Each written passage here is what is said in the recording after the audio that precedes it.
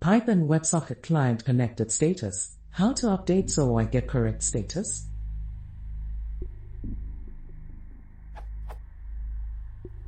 I am able to connect to a node.js WebSocket server using Python WebSocket.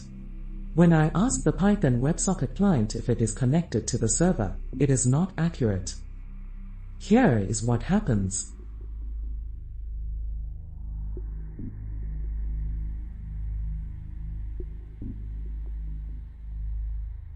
The WS node.js module comes with websocket, and you can run a WebSocket server by the command websocket owl 8081.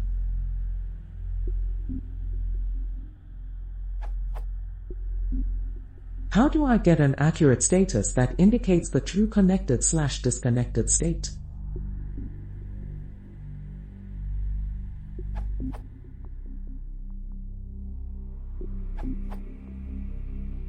The .connected attribute is not updated unless close or shutdown, called, or ref receive empty data.